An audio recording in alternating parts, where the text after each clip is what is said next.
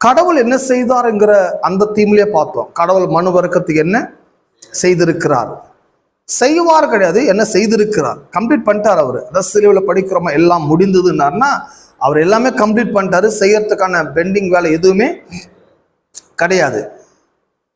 ஆகவே கிறிஸ்தவர்கள் அதை புரிந்து கொள்ள வேண்டும். தேவன் உன்னை ஆசீர்வதிப்பார், அதுவே தப்பு. தேவன் நம்மை சகல விதமான ஆசீர்வாதங்களால் அவர் நம்மை ஆசீர்வதித்திருக்கிறார் என்றால் பைபிள் சொல்லுது. இவங்க ஆசீர்வதிப்பார்ன்றதே தவறான வார்த்தை. ஏன்னா அது எதிர்காலத்துல கடவுள் நம்மளை பிளஸ் பண்ணுவார் போல நினைக்கிறாங்க. இல்ல எபேசில வாசிக்கிற போது கர்த்தர் உங்களை சகல விதமான உன்னதங்களின் ஆசீர்வாதங்களால் அவர் உங்களை என்ன பண்ணிருக்கிறார், ஆசீர்வதித்திருக்கிறார். ஆசீர்வதிப்பார்னா அது டேர்ம் வேற, எதிர்காலத்துல நடக்க போறது. ஆசீர்வதிக்கப்பட்டவர்கள் கிறிஸ்தவர்கள் யார்? தேவனால் ஆசீர்வதிக்கப்பட்டவர்கள். கட்டவிழ்க்கும்